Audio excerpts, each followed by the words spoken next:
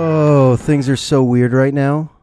Things are so out of control right now. Things are different. I'm not in my home right now. I'm trying to record this podcast in my mom's garage because I'm a grown man and I live at my mom's again. I'm sitting at an old desk in an old garage surrounded with spiders, big, ugly spiders, and I'm scared. And I'm next to a garbage can, and I'm also next to a few broken down tricycles that my mom has accumulated in front of neighbors' homes who have free signs, take the junk, and my mom takes the junk because she's a good grandma, and she knows that junk is fun for a 5-year-old and a 2-year-old. And I live at my mom's with my kids and my wife because we've been displaced. So I'll use the word temporary, but this is definitely a man and a microphone in his mom's garage. Oh, things are completely nuts. I don't even know if this episode is going to be 4 minutes or 4 hours. But it's going to be extraordinary because I'm uncomfortable.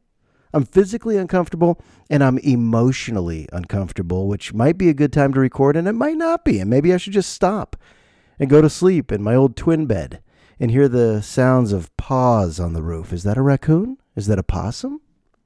What is that? Is that a fox? Saw a fox a couple of weeks ago in my yard.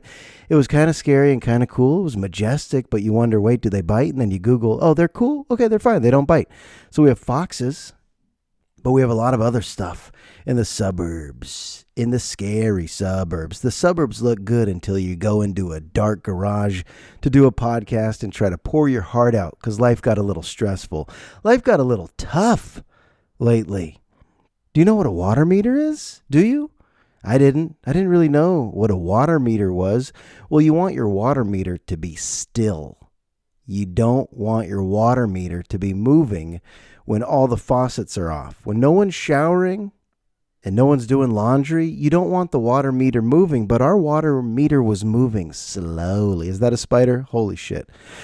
Okay, that's spider number one. I'm not going to pause. I'm just going to dodge. I'm not going to pause the podcast. I'm just going to dodge. But our water meter was slowly going around and around. And we had plumbers come out and say, is that tub leaking? And they said, we'll fix the leak in the tub. And I guess they thought they fixed the leak in the tub, but the water meter kept going and going and going. So we had a water detection company come out with their machinery that can sense moisture. And they go all around to every corner of your house. Doo-doo. They found it. They found it under the slab. They found a leak. So we had a hot water pipe that was cracked. I'm going to get the terminology wrong. My wife knows exactly what happened. I still barely know what happened, but a hot water pipe that just runs right under the house. Who's designing this at a weird angle? That's what we were told. Well, the pipe was designed at a weird angle in the 1950s. Why not do a normal angle? All right? Let's not get too cute. Architects of the 1950s. So a weird angle. It cracked. It was 18 inches under the concrete slab, just spewing water all over the place. And we're just living that way. And eventually we tell this water detection company, sure, we'll get it fixed. And I think a month went by and we're like, yeah, I guess we'll get it fixed, right? Oh, it's kind of pricey, but we should get that fixed, right? And life sometimes just gets so busy that you overlook the essentials. This was an essential repair. This wasn't maybe we'll get to it, but for some reason I've been in the clouds. It's just too many things going on. Everyone's getting sick always. There's just too much to focus on. There's no self-care lately. There's just too much to focus on beyond yourself. And then you're like, oh yeah, what about getting that leak fixed? And we knew where it was. So they put a little blue tape. Hey, if you're ever going to fix that leak, it's right here. And finally, we set a date. And they reminded us, you got to get the laminate flooring up first. We're like, you don't do that? No. So my wife and I start taking the laminate flooring up. She gets a flathead. We buy a flat hammer. And she's giving me the planks one by one. Just tearing up our laminate flooring because we're getting the leak fixed the next day. Hey, look at us. Couple of Bob Vilas with our tools pulling up our laminate flooring. You feel like vigilantes in your own home, just tearing up your own home. You feel weird, man. You feel like, should we be doing? I know we were told to do this, but we're ripping up our floors and we're labeling them. 1 goes over there, 2 goes over there. I was on like 27. And then we're wondering, wait, do we really think that this is just the area of moisture? And then we pull up the pad and then we pull up what seemed to be like a black sheet covering the concrete. And as we pull it up, we notice, oh, it's all wet. And oh, it smells. And that's not a good smell. It smells like mold. That smells like mildew. That smells like dank, musty moisture. And holy shit, it's all over. And we kept going and we took out all the laminate flooring. And one night we were sweating. That's a spider. Definitely, I'm scared. Fuck this. Oh, I think you know why I'm in my mom's garage. We had mold all over our floors. And we tore up all of our floors. And then the next day, a guy from North Bay Environment Mold Detection comes out. His name's Beau, and he's a savior. And Beau told us, you can't live here anymore. You shouldn't inhale that. You're a family of 4. You're an unhealthy family of 4 where everybody's been sick every month for about a year. Yeah, you're living in mold. Go somewhere else. And they said you could go to the Embassy Suites, but I was like, I'm not going to live in a hotel. Called my mom. She said, sure, come. So we packed everything. We packed clothes. We packed towels, toiletries, bedding. We packed some stuffies, some books, some electronics, and really just got in the car and drove 6 minutes and showed up. Here I am, 41 years old, living at my mom's again with my kids. And at least we're together. You don't really feel like a refugee. You don't want to try to classify this as like a true crisis. It'll pass. It's temporary. Home insurance is going to cover a lot of this. But you go, oh, so we were inhaling all that mold. Perhaps we were inhaling mold, and that's why I've been sick. I end all of my investigations with, and that's why I've been sick so much. I don't really know. I think that might be a reason, but I don't really know. So right now my house looks like downtown Beirut. That's a Sebastian Maniscalco reference. Basically torn up. And they're remediating. I didn't know that word until a week ago. Remediating means take the mold out, take the spores out, clean it all to the slab. And now we're going to have to get new floors. It takes a while. So living with my mom, I don't know, a month and a half, 2 months. Not exactly sure. But remediators and then contractors and then luxury vinyl plank installers, and then maybe new drywall, and then new drywall, new walls, new paint the walls, new lumber, new studs, new paints, new smells, new friends, new chances, new horizons, new mindsets, new levels of stress where the cortisol just consumes you to the point where you're like, can I even take another step today? I know home ownership stress is the privileged kind of stress. You don't want to harp on it too much. Like, woe is me. I know there's real suffering in the world, but right now is not a comfortable phase of life. How much can you focus on? How many calls and texts and emails with people talking about mold, with people talking about home insurance, with people talking about inspections, with people talking about laminate, with people talking about tile? With people talking about, yeah, get tested, get a blood test to see how much mold you got in your system, moldy Rosenberg. And then you just succumb to it. Like anyone who's ever dealt with like the crescendo, the apex of stress, at some point you just fall back. Hopefully it's soft, you're landing. Hopefully it's you fall back into some pillows and you go, all right, I can't do anything else. I can't control this. I'm powerless. I have to just acceptance into the Buddhism of acceptance, the power of now, the Eckhart Tolle book that I'm reading. Is it Eckhart Tolle or Tolle? I don't know, but I'm reading it at the right time because it means you just got to be. Sometimes you just got to be. Don't resist the moment, even if the moment sucks. By the way, the moment fucking sucks, but you just got to be in it. And then oddly, the moment gets better just by saying, I'll be in it. I'm not going to keep fast forwarding. No mental fast forwarding of this.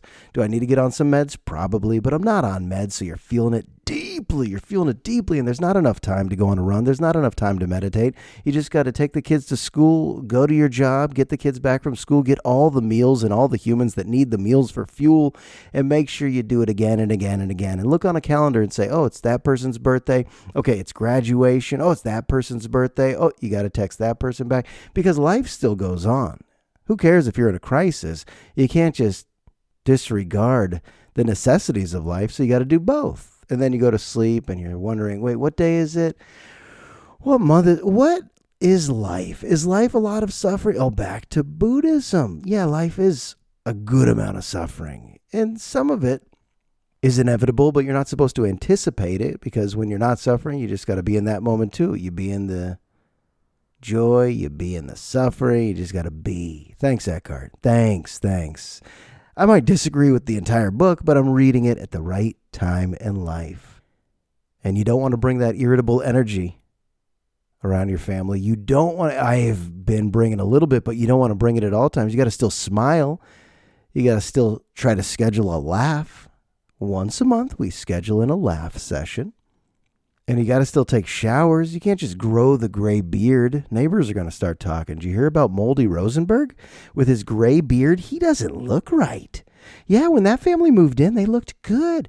But now, have you seen the dad who's being surrounded by spiders in his mom's garage because he's doing a podcast? I'm scared. I'm not even kidding right now. The garage is getting darker. I'm trying to do this at night while everyone's sleeping. And there's something at my foot. It's probably leaves being blown in from that little gap between sliding garage door and the driveway.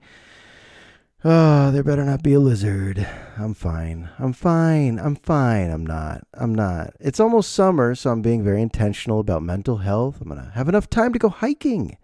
Who's hiking? No one's hiking. I'll be back in my house one day. I will. And I'll look back at this and say, well, I really grew a lot. I really got stronger from those challenges. But right now, you're just in the thick of the storm. It's tough to have that wisdom when you're in the thick of the storm. Most people like to talk about the storm in retrospect. But right now, I said, hey, this episode, what is it, 213, 214, 215? I don't know. But whatever this episode is, this is in the storm, in the eye of the storm. Will there be some other topics? Yeah.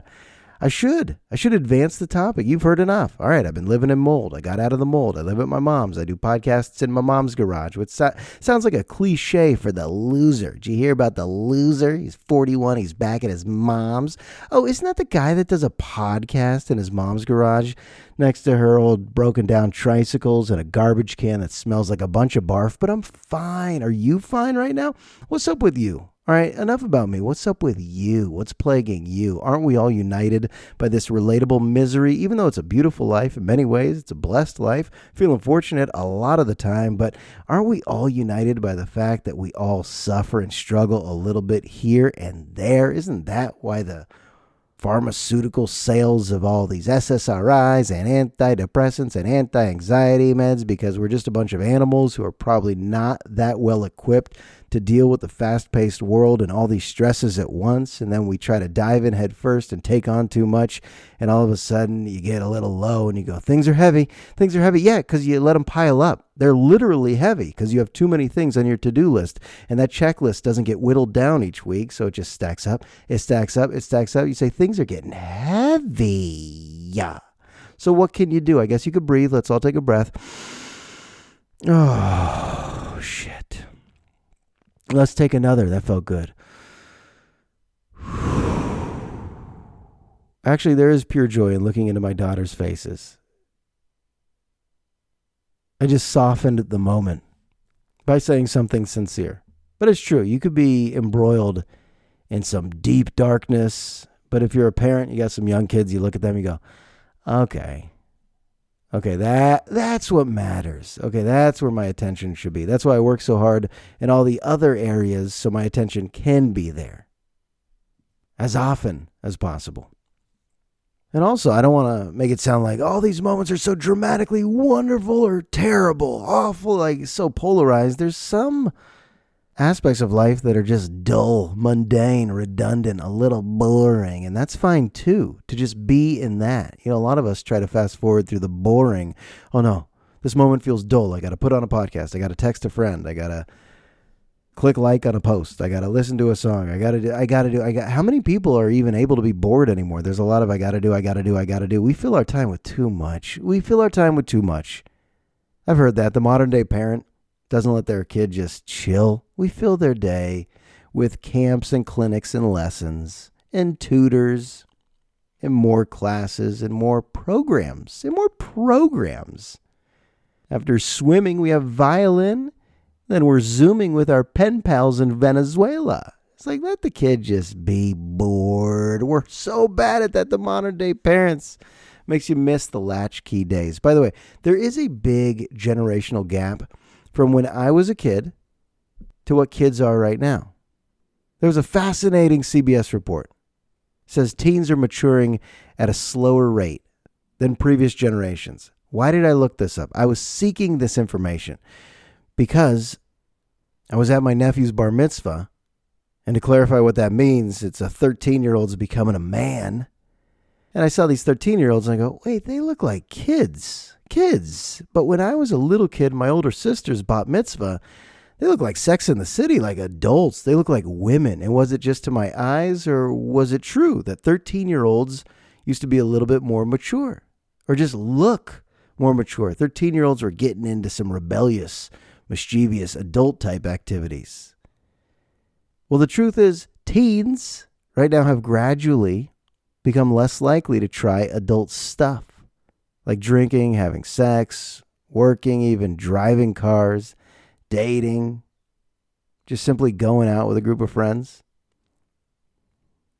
So my observation was actually true. The 13-year-olds that I was looking up to in the early 90s, or becoming myself in the mid 90s, were a little bit more advanced, I guess mature, and this isn't like in a good way, but just, probably closer to drinking or having sex or getting jobs or getting your license and just doing some adult stuff, trying to emulate that. Where 13-year-olds today, youngsters, kiddos. So what's the difference? It's screens. Kids are on the internet more. So they're developing slower. They don't have those basic skills. A lot of college professors have said the same thing throughout the years. Kids are arriving less prepared, less basic skills. Parents are more kid-centric, more micromanaging their schedules.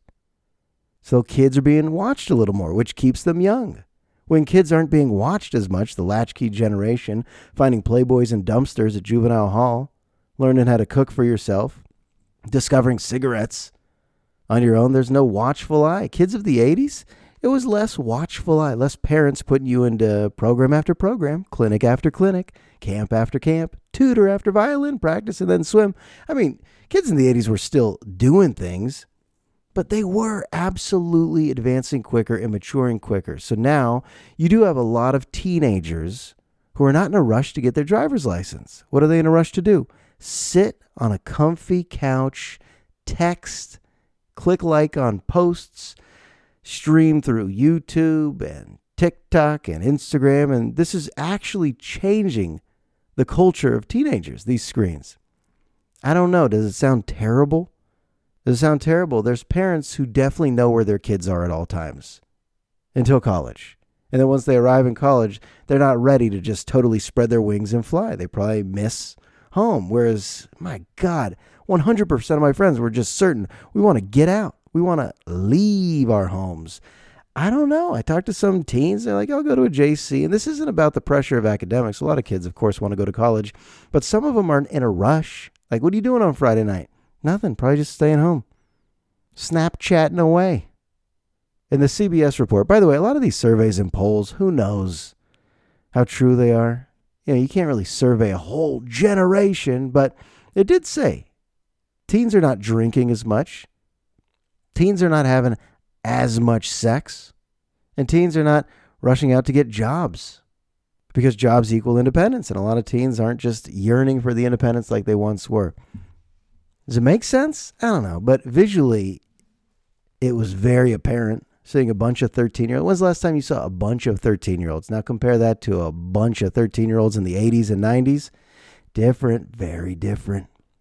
Late bloomers, but also nurtured, having their needs met. More kids having their needs met by helicopter parents, watchful parents who are there to help with homework, hopefully. I don't know. I feel like I'm generalizing quite a bit. You read one article, you become an expert on something, right? This garage is scary. I don't even know how to think right now. I'm hearing a lot of paws on the roof. I'm certain I'm just going to walk through a bunch of cobwebs. When I stop recording, I'm just going to walk through a bunch of cobwebs and have a few nightmares in my old twin bed. In my old twin bed. But that's all good.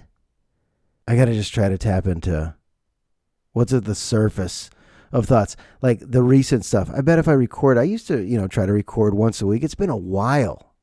A few weeks ago, I wrote down a bullet point about food trucks.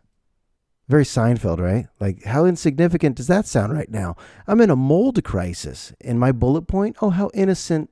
3 weeks ago, food trucks was my podcast. As in, they're kind of overrated, right? It's a good idea. It falls into that category of things that sound like a good idea. And then once you get there, It's overpriced. The line's too long. You don't know where to sit. The cutlery, the plate, it's too flimsy for the big protein they put on there. Tip, you feel conflicted. You're like, I don't know. What am I tipping you for?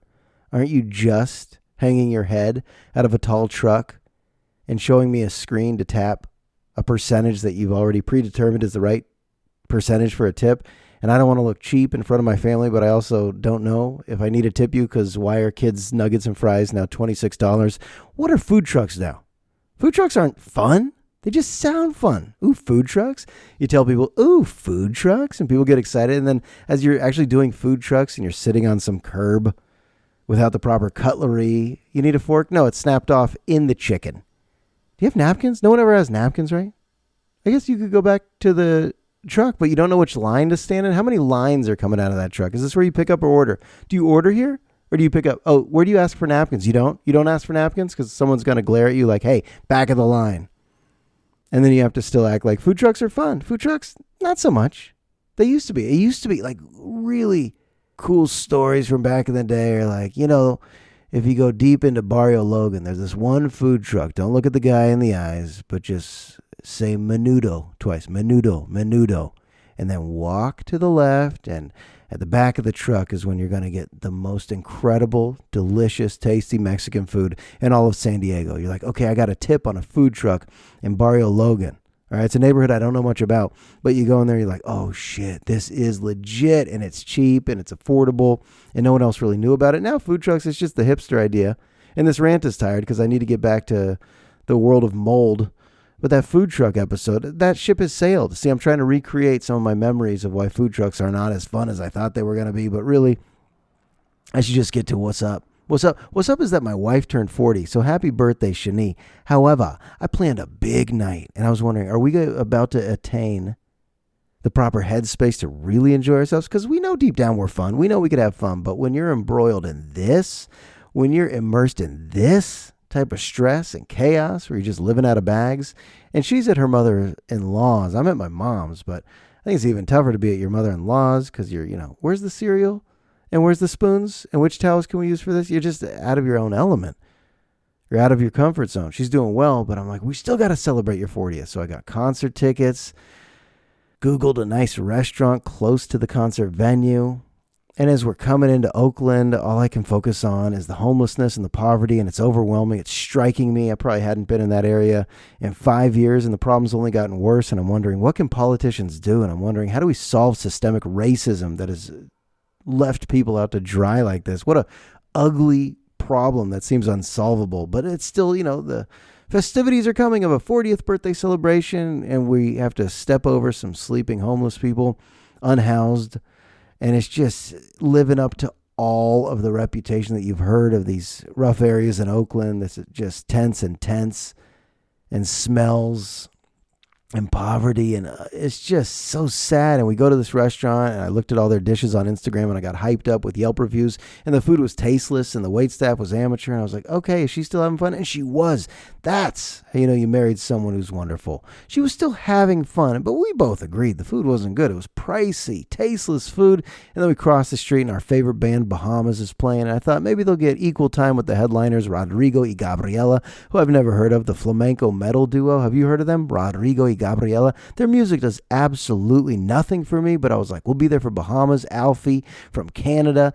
He didn't even bring a band. There were no drums the whole night. They put them on for 20 minutes. We got in there 5 minutes late. We probably saw 15 minutes of our favorite band, had a beer, and we're like, I've never, ever been left with that feeling at a concert. Like, give me more. I need more. What are we here for? And then they bring on the headliners, and it's just a lot of guitar. It's a lot of talented guitar, but after 15 minutes, you're like, no. These should be the openers. These are the openers, right? Rodrigo y Gabriela. And the whole crowd seems to be like middle-aged white people. I'm like, what is the demographic? Where are we? Why is this duo so famous? Why are they at the Fox? And I'm having all these complaints, and then we step outside for a street hot dog, and my wife says, we'll take 2 with everything on it, and the guy says $30. I'm not making that up. My wife steps up to a hot dog cart right outside the Fox Theater in Oakland. She says 2 hot dogs. The guy says $30. Holy fucking inflation. And then we hop back in the Uber and we go home and the guy gets lost. The Uber just takes the wrong route. And my wife's looking at me. She just knows on top of everything. The food wasn't that good at the restaurant. Rodrigo y Gabriela, not really my type of music to sit through. We left early. The hot dog was overpriced. The Uber driver got lost. And my wife still says she's having a great 40th. That's pretty meaningful because on the inside, I'm sweating on the inside. On the inside, I'm just out of my mind, pissed. Like, God, I hyped up this night. I put all the pressure on this night to be so damn good. And to me, it really wasn't because I wanted it to be perfect. And that goes back to Buddhism again, just acceptance. Accept what this night is. And luckily, I married a woman who had a lot of fun because she realized we don't do stuff like this. We don't go to Oakland. Even if the restaurant's not tasty or the band's not great, this is still great to be out. Got a babysitter? It's great to be out. Get home after 10 p.m. Not too much, like probably 10:30. 10:30. We're 10:30. It hit us like 2 a.m. And a hot dog in our stomachs as we go to sleep, that just... Oh, God. Can't eat like that anymore. That's what 40s are all about. Can't do that anymore. You just constantly tell your spouse what you can't do anymore. I'll be jumping on a trampoline with the girls. After 2 minutes, get off. Have the spins collapse. I can't do that anymore. What can we do anymore? I guess we could sit in a dark garage and attempt to do a podcast. This one's not going to be the food truck episode, folks. This is going to be the one where my eyes slowly close. And I got to get out of the garage and tuck myself in, brush my teeth, and go through the motions of life. We all have to keep going through the motions of life. This is a big mystery. It is. We don't know what's coming soon. Something's coming soon. Actually, I'm optimistic. I'm not being realistic right now. I'm going to be optimistic that something really good is going to happen to us this summer because that's the yin-yang. That's the balance, the highs and lows, the constant roller coaster. That's how I live. If you're really in a low spot, you go, something good has to happen, right? The laws of... Is there any science to that? Well, that's the laws of... Give me some famous guy's last name. Well, that's Grayson's Law. If you're in a low point, that means something good is going to happen to you. Something good is going to happen. And I don't think I have mold infection in my lungs, just to answer your next question. Maybe I do. I should try to go on a run and see if I'm just huffing and puffing. Oh, I want to go on runs. Oh, it sounds glorious. I want to lose those 3 or 4 pounds around the belly area. I want to de-wrinkle this forehead and those crow's feet around the eyes. I want to get a nice bronze tan. Meditate every day. Let's be intentional. Let's end this podcast with some intentions. I want nice luxury vinyl plank flooring by early July to move back in. I want drywall that's not rotted from the inside and painted with a nice eggshell or cream. I want to continue watching Dave with Lil Dicky. I'm so many episodes behind. We're not even watching TV. I'm not even reading books lately. I'm doing nothing for myself. Just doing this podcast right now. This is it. This is like my bachelor party of a moment. Just sitting here with you, the listeners. And if you're listening, God, I love you. Thank you. That's cool of you. You're wasting your time with me. You're getting an update on the Rosenbergs. On old moldy Rosenberg and his latest stresses. But I appreciate you. And if you're feeling it, leave a rating, leave a review. And if you're not, hey, we did an episode together. And you could go on and find another podcast because there's billions. I just grazed over the fox, didn't I? I didn't really properly give that fox story justice, but I was leaving my house. This is pre-ripped up floors. Leaving my house. I was the last one to leave, turning off the lights, locking the doors, and I just saw a fox jump over the fence. I have pictures, all right? I'm not a liar. I have pictures. And walk right over to my wife's raised beds where she's growing anything from tomatoes to cucumbers. Did I already talk about this on a podcast? I feel like I did. Oh, I'm getting old. I can't even remember what I've talked about. But the fox just slowly laid down. Is it lied down? The fox laid down. Who really knows that? In the world of grammar, this English language has a few that no one really knows. Who and whom. Who and whom is hard. I think I used to know that. But lay. Lay down, lie down. Lie down or lay down. I know my mom knows, and she'll correct me, but I don't. So the fox laid down. Yeah, the fox laid down in my wife's raised bed and just started sunbathing, and it was the greatest sight because it took me away from every other thought. Sometimes we need to be jolted into something novel just to forget about everything else. So maybe that podcast did it for you. Maybe you're stressed about some things, but you tuned into this episode and you're like, hey, all right, at least, got to hear about his issues. That'd be a better name for this podcast. Not Here We Go, but just Issues. Episode 213 of Issues. You know I'm right about those food trucks, though, right?